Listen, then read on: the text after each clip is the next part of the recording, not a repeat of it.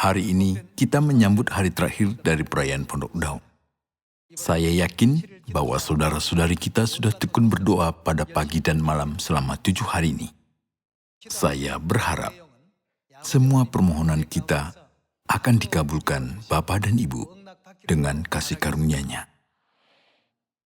Di dalam Yohanes pasal 7 kita bisa melihat pada hari raya terakhir perayaan itu Yesus berkata, "Barang siapa haus, baiklah ia datang kepadaku dan minum. Hari ini adalah hari yang kudus itu," ketika Dia firmankan itu. Saya ingin semua anggota Zion kita di seluruh dunia, bukan hanya di Korea, menerima kuasa Roh Kudus, hujan akhir musim yang berlimpah melalui hari yang kudus ini, supaya kita bisa menyelesaikan tugas kita, yaitu memberitakan Injil ini ke Samaria dan sampai ke ujung bumi. Hari ini, saya mau berbagi firman Tuhan dengan judul khotbah, Keluarga Sorgawi dan Tugas Injil. Saudara-saudari, tugas apakah yang harus dilakukan keluarga sorgawi dengan kuasa Roh Kudus hujan akhir musim yang mereka terima? Dan iman seperti apa yang harus kita miliki untuk menerima kuasa Roh Kudus dari Tuhan? Mari kita cari tahu melalui firman di Hosea pasal 6. Hosea pasal 6 ayat 3 kita baca.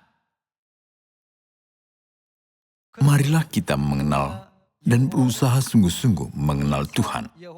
Ia pasti muncul seperti fajar. Ia akan datang kepada kita seperti hujan pada akhir musim yang mengairi bumi. Hujan di sini melambangkan Roh Kudus, bukan? Syarat terpenting untuk menerima Roh Kudus hujan akhir musim adalah mengenal Tuhan. Tanpa mengenal Tuhan dengan tepat, kita tidak bisa menerima karunia Roh Kudus dan menyelesaikan pekerjaan Roh Kudus. 2000 tahun yang lalu orang-orang kudus dari gereja awal berkumpul di ruang atas Markus dan menerima Roh Kudus hujan awal musim pada hari raya Pentakosta. Pada waktu itu orang-orang Farisi, imam-imam, orang-orang Saduki dan banyak orang lain berkata bahwa mereka percaya kepada Tuhan. Tetapi apakah Roh Kudus hujan awal musim diturunkan ke atas mereka? Tidak diturunkan. Kepada siapa itu diturunkan? Roh Kudus hujan awal musim sudah diturunkan ke atas 120 orang yang percaya kepada Yesus.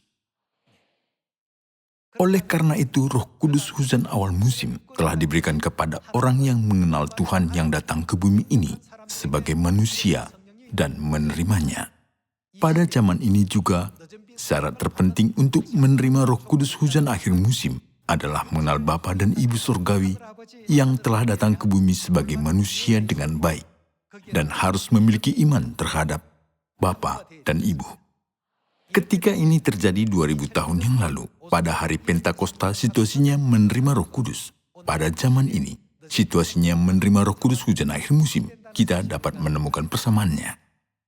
Kita harus mengenal Tuhan, karena itu marilah kita berusaha sungguh-sungguh mengenal Tuhan. Ini tercatat di Hosea pasal 6 ayat 3 sebagai syarat untuk menerima Roh Kudus hujan akhir musim.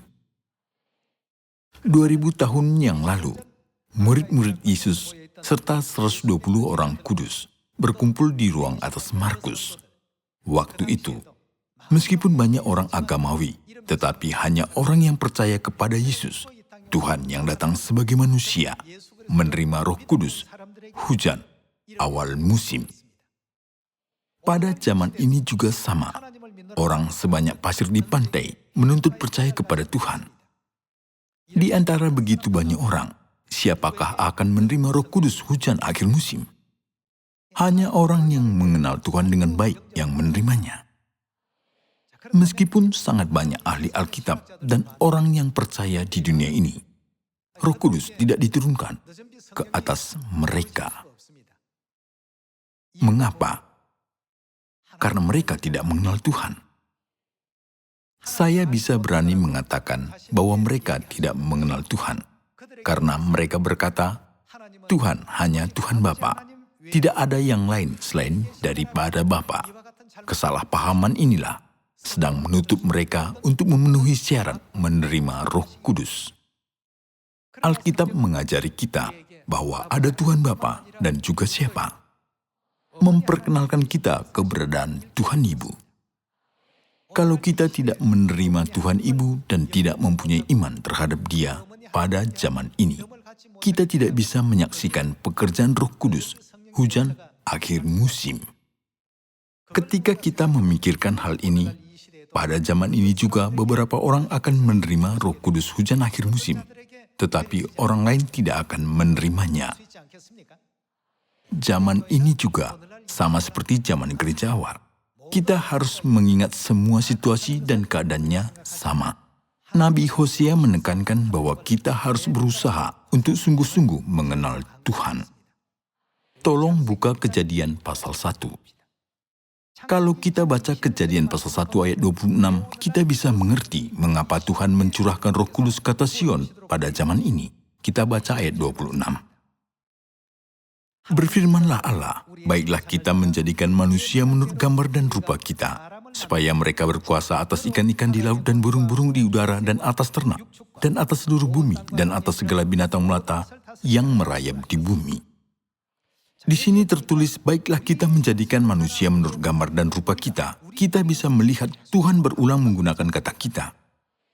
Jika hanya ada satu Tuhan yang telah menciptakan langit dan bumi, apakah kata kita itu kata ungkapan yang tepat? Menurut Anda, apakah Tuhan tidak mengetahui perbedaan di antara bentuk jamak kita dan ungkapan tunggal aku? Tuhan telah menciptakan langit dan bumi dengan firman-Nya.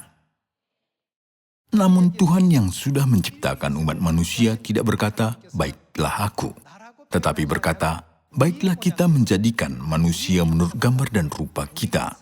Dia terus memakai kata bentuk jamak.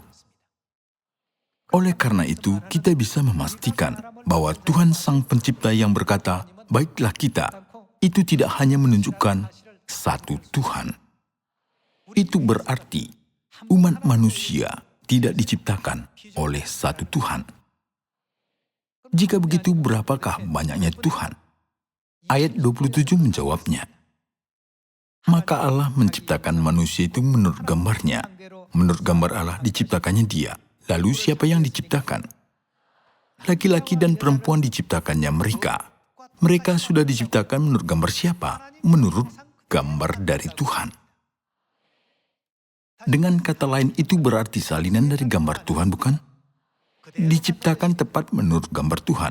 Kalau begitu, bagaimanakah gambar Tuhan yang asli itu?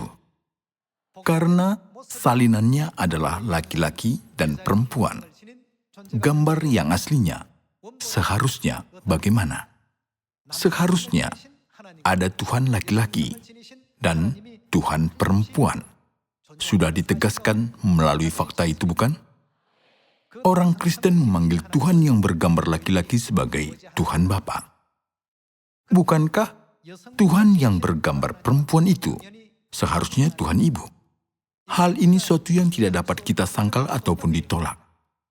Selama Tuhan menciptakan langit dan bumi dan segala sesuatu, Dia sudah mengajarkan kita keberadaan Tuhan Bapa dan Tuhan Ibu yang menciptakan semua manusia. Dia menegaskannya dalam sejarah Kejadian. Hal ini dinyatakan oleh Tuhan kepada kita di dalam Kejadian pasal 1 ayat 26-27. Oleh karena itu, gereja Tuhan percaya kepada Tuhan Bapa dan Tuhan Ibu. Karena kita percaya kepada Tuhan Bapa dan Tuhan Ibu sesuai dengan ajaran Alkitab, Roh Kudus akan diturunkan atas gereja mana? Ada dua jenis gereja, satunya percaya kepada Tuhan Bapa dan Tuhan Ibu, dan gereja lainnya menyangkal Tuhan Ibu. Di antara kedua jenis gereja itu, kepada gereja manakah Roh Kudus diberikan? Tidak diragukan lagi, itulah gereja yang percaya kepada Tuhan Bapa dan Tuhan Ibu dapat menerima berkat Roh Kudus. Hari terakhir dari perayaan Pondok Daun yang berharga untuk kita menerima Roh Kudus yang telah dijanjikan Yesus. Ketika Tuhan mencurahkan Roh Kudus ke atas kita, kita harus mengenal Tuhan dengan benar, percaya kepadanya dengan benar, dan Alkitab tertulis mencurahkan Roh Kudus ke hati yang seperti itu, bukan? Seperti yang kita baca di Kejadian pasal 1, benar-benar ada Tuhan Ibu, sama seperti ada Tuhan Bapa.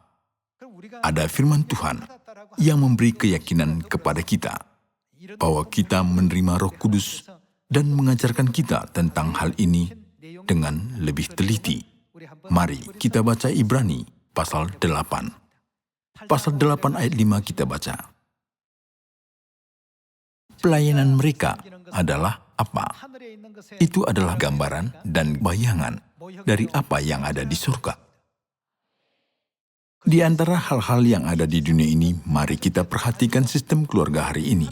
Melalui sistem keluarga, kita dapat menyadari hubungan tentang keberadaan surgawi sebagai kenyataan dan duniawi sebagai bayangan. Mari kita baca ajaran Tuhan di dalam Ibrani pasal 12 ayat 9. Mengenai susunan sistem keluarga, siapa saja harus ada sebagai anggota. Ada bapa, ibu, dan anak laki-laki dan anak perempuan, bukan? Di dalam suatu keluarga besar, ada lebih banyak anggotanya, tetapi biasanya ada bapa, ibu, dan anak laki-laki dan anak perempuan. Mari kita baca ayat 9. Selanjutnya, dari ayah kita yang sebenarnya kita beroleh ganjaran dan mereka kita hormati. Kalau demikian, bukankah kita harus lebih taat kepada Bapa segala roh, supaya kita boleh hidup? Di dalam keluarga duniawi, Bapa adalah perwakilan dari keluarga. Sama seperti ada Bapa di dalam keluarga duniawi. Siapakah harus ada di dalam keluarga surgawi? Tuhan telah membandingkan kenyataan di surga dengan bayangan dan gambarannya yang ada di bumi ini. Sama seperti ada Bapa jasmani di bumi, benar-benar ada Bapa surgawi. Saudara-saudari, sebutan Bapa hanya digunakan anak-anak untuk memanggil bapaknya. Lalu keberadaan seorang Bapa, bahwa itu sesuatu yang membuktikan fakta bahwa pastilah ada anak-anaknya, bukan? Meskipun seorang laki-laki berumur 100 tahun, dia tidak bisa menjadi bapa jika tidak mempunyai anak, bukan? Sebaliknya, seorang laki-laki yang masih berumur 20 tahun bisa menjadi bapa jika punya anak, bukan? Seperti yang difirmankan di sini, ada bapa jasmani dan ada bapa rohani. Di dalam keluarga jasmani ada anak-anak yang memanggil bapa. Jika begitu, bukankah harus ada anak-anak rohani yang memanggil Tuhan sebagai Bapa? Mari kita pastikan keberadaan anak-anak rohani di surga. Kita baca 2 Korintus pasal 6 ayat 17. Sebab itu, keluarlah kamu dari antara mereka dan pisahkanlah dirimu dari mereka, firman Tuhan, dan janganlah menjamah apa yang najis, maka aku akan menerima kamu, dan aku akan menjadi siapa? Akan menjadi Bapamu. Tuhan berkata bahwa Dia akan menjadi Bapa kita. Dan kamu akan menjadi siapa? Anak-anakku laki-laki dan anak-anakku perempuan. Di sini tertulis, kamu akan menjadi anak-anakku laki-laki dan anak-anakku perempuan. Ini firman siapa? Mari kita lanjutkan baca. Demikianlah firman siapa? Firman ini bukan perkataan orang berlalu, melainkan firman yang diberikan oleh Tuhan kepada kita. Kamu adalah anak-anakku laki-laki dan anak-anakku perempuan. Aku akan menjadi bapamu. Bapa, anak laki-laki, anak perempuan. Sebutan-sebutan ini digunakan hanya ada di dalam keluarga, bukan? Melalui Ibrani pasal 8, Tuhan mengajarkan kita bahwa hal-hal di dunia ini adalah bayangan dari apa yang ada di surga. Seperti firman itu, sistem keluarga bersaksi bahwa hubungan itu benar. Di surga ada Tuhan Bapa. Dan di bumi ada Bapa. Di dunia rohani ada anak laki-laki dan di bumi ada anak laki-laki. Di dunia rohani ada anak perempuan dan di dunia jasmani ada anak perempuan. Lalu, di bumi yaitu bayangan, apakah hanya ada Bapa saja di dalam sistem keluarga? Siapakah memberi hidup dan melahirkan anak-anaknya? Di dalam keluarga, seharusnya ada ibu untuk melahirkan anak-anaknya. Jika ada ibu di dalam keluarga jasmani, dunia bayangan, seharusnya ada ibu di dalam dunia kenyataan, bukan? Ya, ibu harus ada di dunia rohani. Biarkan saya memberi suatu cerita. Saudara-saudari, tahukah bagaimana caranya ahli-ahli ilmu pengetahuan zaman dulu menemukan bumi itu bentuknya bulat? Seperti apakah bayangan bumi di permukaan bulan? Mereka sudah menemukan bumi itu bentuknya bulat, sementara melihat bayangan bumi di atas bulan. Seperti itu, kita bisa mengetahui bentuk dan rupa kenyataan melalui bayangannya. Di dalam dunia jasmani, yaitu bayangan, ada ibu sebagai seorang anggota keluarga. Itu dikarenakan siapa yang ada di kerajaan surga, yaitu dunia kenyataan. Itu berarti benar-benar ada ibu di surga. Ada Tuhan Bapa dan pastinya juga harusnya ada Tuhan Ibu. Apakah itu hanya suatu hipotesa ataukah ajaran Alkitab? Kita cukup bisa memastikannya melalui Kejadian pasal 1, tetapi ada lagi buktinya. Di dalam Galatia pasal 4, ibu kita benar-benar tercatat. Itu dituliskan di dalam setiap versi Alkitab, di dalam Alkitab versi bahasa Korea, Inggris, Indonesia, Ibrani, Yunani, dan lain-lain tetap tertulisnya. Alkitab versi bahasa apapun di dunia, kita bisa melihat istilah ibu tercatat dengan pasti. Mari kita lihat kehendak Tuhan melalui Galatia pasal 4 ayat 26. Tetapi Yerusalem surgawi adalah perempuan yang merdeka, dan ialah siapa? Dan ialah ibu kita. Di sini, ibu kita itu bukan ibu jasmani kita, melainkan ibu rohani kita.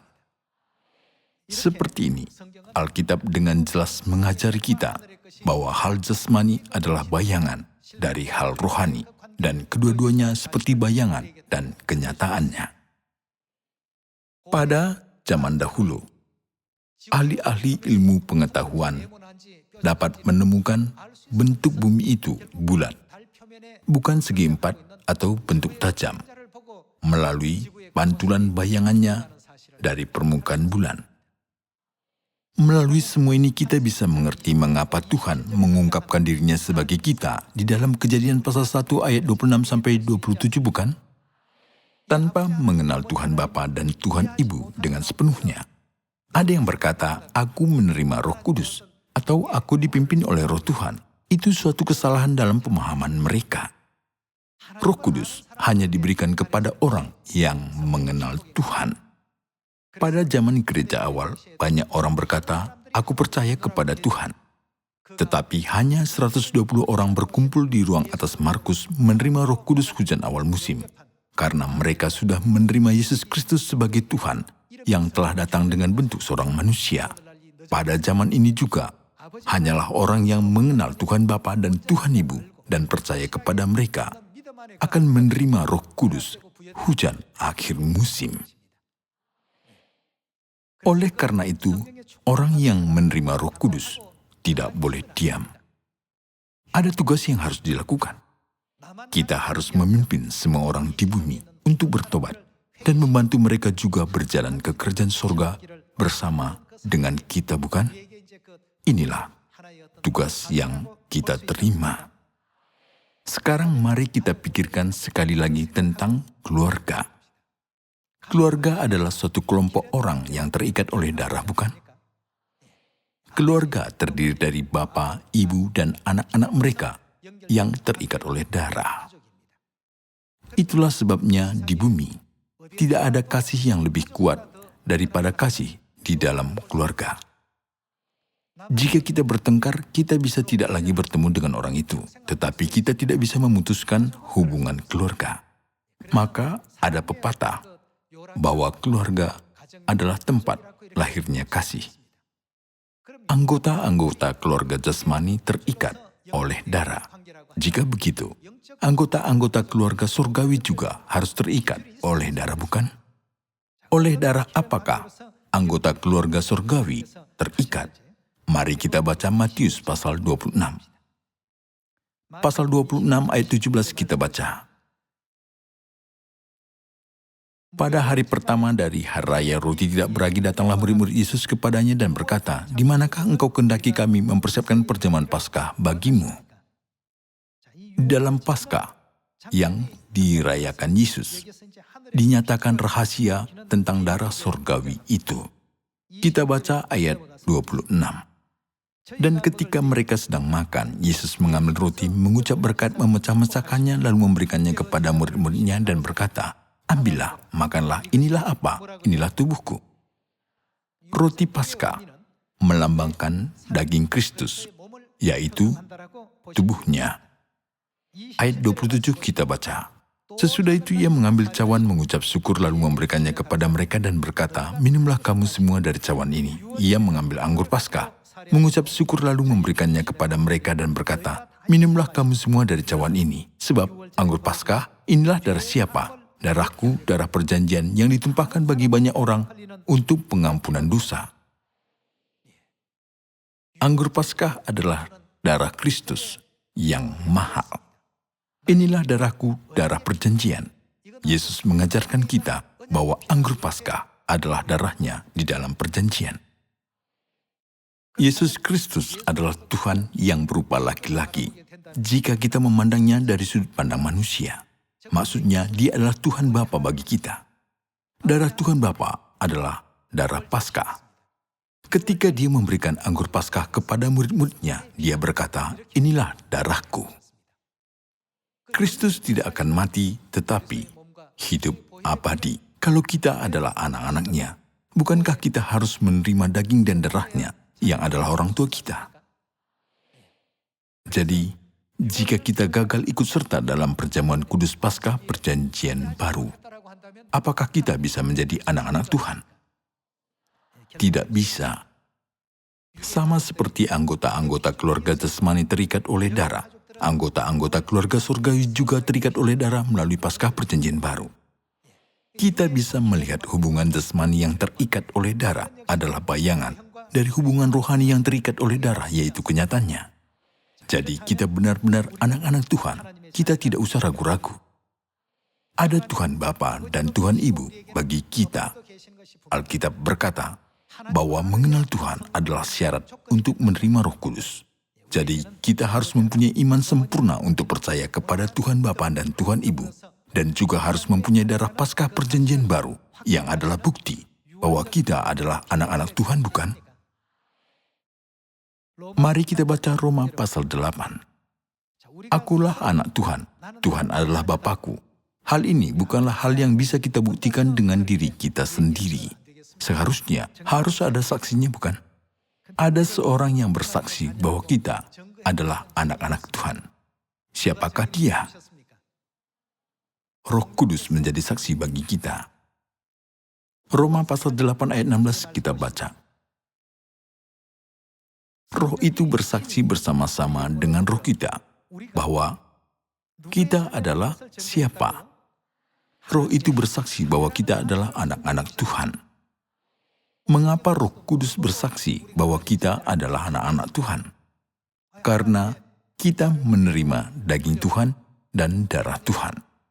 Hal ini bisa dibuktikan secara pasti melalui tes DNA. Kita mempunyai daging Tuhan dan darah Tuhan. Tuhan sudah menjelaskannya kepada kita. Kita baca ayat 16. Roh itu bersaksi bersama-sama dengan roh kita bahwa kita adalah anak-anak Allah. Dan jika kita adalah anak, maka kita juga adalah ahli waris. Maksudnya orang-orang yang berhak menerima janji-janji Allah yang akan menerimanya bersama-sama dengan Kristus. Yaitu jika kita menderita bersama-sama dengan Dia, supaya kita juga dipermuliakan bersama-sama dengan Dia. Apakah penderitaan itu datang ketika kita hanya duduk dan tidak melakukan apapun? Mengapa Rasul Paulus telah menderita dan mengapa Rasul Petrus telah menderita? Sebagai anggota-anggota keluarga surgawi, mereka memberitakan Injil dan kebenaran tentang Bapa dan Ibu. Selama itu, mereka mengalami banyak penderitaan. Alkitab berkata bahwa orang-orang yang tidak percaya sedang menganiaya orang yang percaya, sama seperti Ismail telah menganiaya Ishak. Supaya kita bisa mengatasi penderitaan ini, Tuhan memberikan kuasa Roh Kudus kepada kita. Karena itu, Alkitab berkata bahwa kita harus mengenakan seluruh perlengkapan senjata Roh Kudus dan mengerjakan pekerjaan Injil dengan berani. Pemberitaan Injil adalah tugas yang harus kita lakukan dengan rela karena kita adalah anak-anak sorgawi yang melayani Tuhan Bapa dan Tuhan Ibu dan yang menerima Roh Kudus hujan akhir musim. Janganlah kita padamkan Roh Kudus yang kita terima. Kalau kita tidak memakai Roh Kudus, itu akan padam. Itulah sebabnya kita harus terus memakai Roh Kudus. Mari kita menggandakan berkat kita. Yang menerima 5 talenta menghasilkan 10 talenta, dan yang menerima 2 talenta menghasilkan 4 talenta. Melalui pertemuan Injil pada Hari Raya Pondok Daun ini, kita bisa memanen banyak buah baik sambil memberitakan Injil di Samaria dan sampai ke ujung bumi. Saya berharap mulai hari ini, pekerjaan Injil Tuhan dengan sungguh-sungguh akan diselesaikan dengan baik. Keluarga Sion kita melakukannya dengan sangat baik. Tuhan selalu bersukacita karena kita bekerja keras dan membuka pintu untuk menurunkan karunia ke atas kita semua. Saya percaya bahwa Anda semua sudah tekun berdoa selama pekan pertemuan Injil pada Hari Raya Pondok Daun ini. Saya yakin bahwa Injil ini akan diberitakan di Samaria dan sampai ke ujung bumi dengan lebih cepat lagi, dan bahwa Tuhan akan melaksanakan pekerjaannya seperti yang telah dinubuatkannya, dan akan membawa semua anggota keluarga surgawi kita ke kerajaan surga. Mari kita percaya dan mempunyai harapan besar dan memberitakan Injil di Samaria dan sampai ke ujung bumi dengan Roh Kudus yang kita terima kali ini. Jangan memadamkan Roh Kudus. Semoga karunia Tuhan diberikan kepada kita melalui khotbah ini. Saya menutup khotbah. Terima kasih.